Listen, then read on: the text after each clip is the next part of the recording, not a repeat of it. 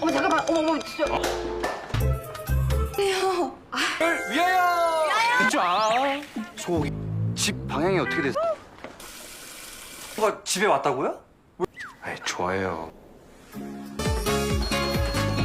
Woo-jo segera mengalihkan perhatian Sang Hyun dengan mengajaknya berjalan menuju spot pejalan kaki. Di waktu bersamaan, dari jauh, Mary melihat Woo-jo memberi kode padanya untuk menghindar. Mary bersembunyi, sialnya HP-nya terjatuh dan pipi Woo-jo yang mendengar ada bunyi HP malah mengambilnya. Mary yang bersembunyi di rumah anjing ketahuan oleh pipi Woo-jo. Terpaksa dia keluar dari rumah anjing itu dengan berpura-pura sebagai zombie. 드려. 엄마 사과 보세요? 아 저기 떨어져 있는 거 제가 사과 아니, 드려. 이거 맞- Aduh, ada-ada aja kelakuan dua orang ini. Malam harinya, Woo-jo menelepon Mary untuk mengingatkannya lagi agar tidak menempati rumah 5 miliarnya karena rahasia keduanya bisa terbongkar. Dia juga menegaskan bahwa mulai saat ini kesepakatan keduanya berakhir. Dalam kesendiriannya, Mary berpikir Woo-jo ini kejam juga ya, tapi dia juga mengakui bahwa Woo-jo banyak membantunya. Keesokan harinya, nenek Woo-jo dicek kesehatannya oleh Jin Kyung dan ayahnya. Pada kesempatan itu juga, ayah Jin Kyung bilang bahwa putrinya sebenarnya menyukai Woo-jo. Tak disangka, nenek Woo-jo senang seandainya Jin Kyung benar-benar jadi menantunya.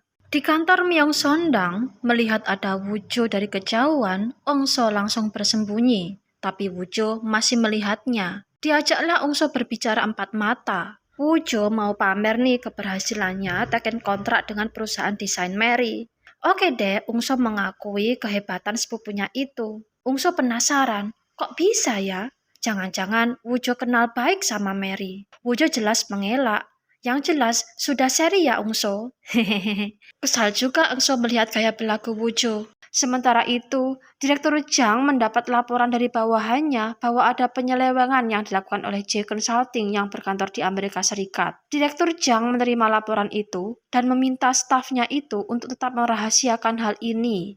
Mary sibuk mencari-cari rumah sewa, tapi karena dia tidak punya tabungan untuk digunakan sebagai uang jaminan, ya tetap saja dia belum dapat. Kebetulan ketika dia berhenti di suatu tempat, ada selebaran tentang motel Daejeong, di mana harga motel itu murah dan tidak perlu uang jaminan. Tapi namanya hotel kelas melati guys, ya begitulah kondisinya. 청소아줌마한테 맡기면 Mary tidak yakin bisa tidur apa tidak, tapi kenyataannya dia bangkong juga. Dan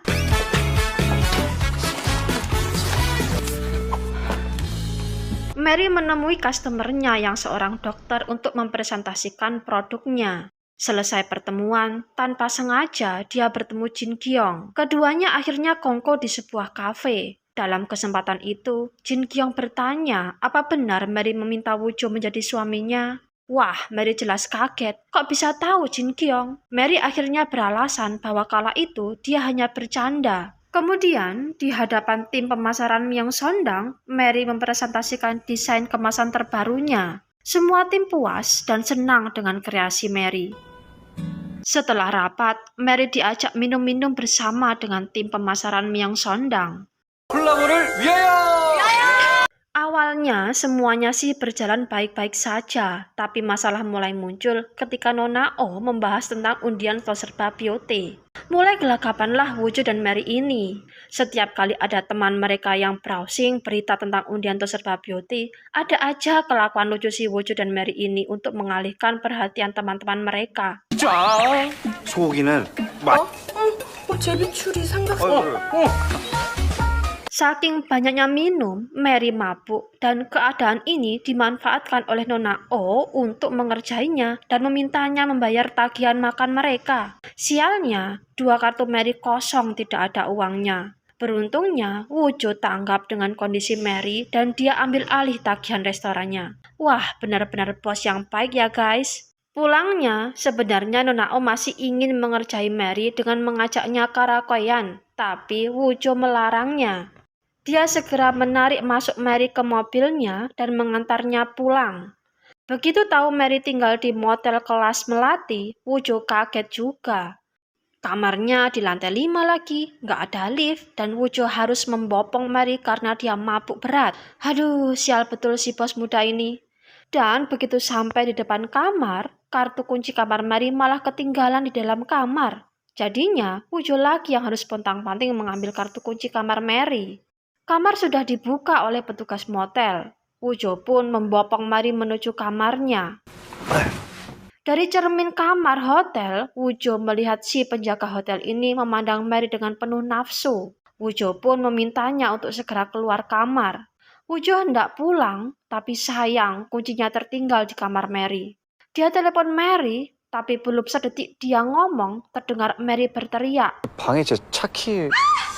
Firasat Woo-jo tidak enak, apalagi dilihatnya petugas hotel tidak ada di tempatnya. Woo-jo pun segera berlari menuju kamar Mary. Dia melihat petugas hotel menyentuh kaki Mary. Dia pukullah pria itu sekencang-kencangnya hingga hidung pria itu berlumuran darah. Mary jelas kaget. Dia segera menolong petugas hotel dan dia jelaskan pada Woo-jo bahwa petugas itu hanya berniat mengobati luka bakar di kakinya. Alah, ya maaf, kata Woo-jo. Mary terpaksa harus pergi dari motel itu dan kini dia tidak tahu lagi harus tinggal di mana. Woo-jo segera menarik koper Mary, mengantar Mary ke rumah 5 miliarnya. Woo-jo mengizinkan Mary tinggal di rumahnya, tapi dengan syarat Mary harus mencari cara agar keberadaannya tidak disadari oleh Sang Hyun. Di Myeong-sondang, Pak Ko terlihat tengah bersiap untuk pulang. Tiba-tiba, Direktur Jang menghampirinya dan memberikan sebotol minuman. Sebelum mengemudikan mobilnya, tanpa menaruh curiga apapun, Pak Ko meminum minuman yang diberikan Direktur Jang tadi. Di tengah jalan, entah kenapa Pak Ko ini merasakan kantuk luar biasa hingga beberapa kali mobilnya keluar jalur.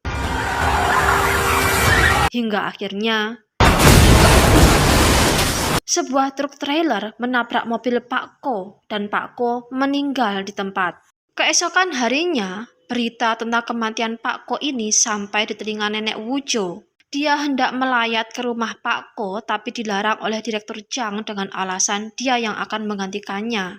Sementara itu, Sang Hyun menghadap bosnya Lee Song-yu memintanya agar melakukan kunjungan ke rumah Mary minggu depan. Meski berat, tapi kunjungan ini harus dilakukan untuk nama baik Lee Song-yu sendiri. Malam harinya, Mary sebal karena bisa-bisanya rumahnya mati lampu. Ketika hendak tidur, Mary terganggu dengan suara nyamuk. Dia tepuklah nyamuk itu. 1 kali belum kena, 2 kali. Lah, lampunya nyala. Heranlah Mary. Dicobalah pencet-pencet segala macam pencetan lampu di rumahnya. Di luar, Sang Hyun ternyata baru pulang kantor. Dia lihat rumah Mary kelap-kelip macam diskotik baru buka. Dia datang ke rumah Mary, menanyakan ada apa dengan rumahnya. Dengan polosnya, Mary tidak tahu cara menyalakan lampu rumahnya sendiri. Sang Hyun masuk ke rumah Mary memberitahu bagaimana sistem perlampuan di rumah miliaran itu. Ternyata, canggih ya guys. Selesai dengan urusan lampu, Sang Hyun memberitahu Mary bahwa minggu depan bosnya akan bertamu ke rumahnya. Selain itu, Sang Hyun rada curiga nih guys. Kenapa di seluruh penjuru pojok rumah Mary nggak ada barang suaminya satupun, bahkan sandal juga tidak ada. Mary beralasan bahwa barang-barang suaminya masih di lantai atas belum ditata. Seusai Sang Hyun pulang, Mary langsung menelepon Woo-jo meminta beberapa barang pribadinya untuk ditaruh di rumahnya. Woo-jo jelas heran, buat apa semua itu? Dia cukup kaget, ternyata Sang Hyun tahu bahwa Mary tinggal di situ. Dan itu cuma gara-gara Mary mau menepuk nyamuk. Yah, dimarahilah Mary sama Woo-jo gara-gara nyamuk. 단단히 먹어야지. 아니, 목이 물리면 좀 어때서? 목이 물린다고 죽어요? 참았어요. 아니, 들키면 죽는. 사장님은 언제 오신다는? Keesokan harinya, Woo-jo mengajak Mary untuk membuat foto pernikahan. Pada saat yang sama, Sejong juga kebetulan sedang foto dengan teman-temannya di studio foto yang sama dengan Mary dan Woo-jo.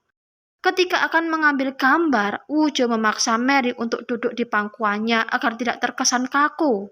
Di momen ini, keduanya sempat terpana satu sama lain, tapi ya, segera diabaikan karena sadar bahwa hubungan mereka ini hanya bohongan. Foto sudah diambil. Woojo kemudian keluar ruangan, tapi sialnya, dia melihat Sajong. Woojo langsung balik ke ruangannya tadi dan mengajak Mary ciuman dengan alasan ada Sajong. Mary kaget juga, tapi dia nurut-nurut saja. Ketika Sajong memasuki ruangan mereka, Mary malah lebih gila lagi menciumi Woojo sampai-sampai Woojo pasrah nggak berkutik. Lalu apa yang akan terjadi, guys?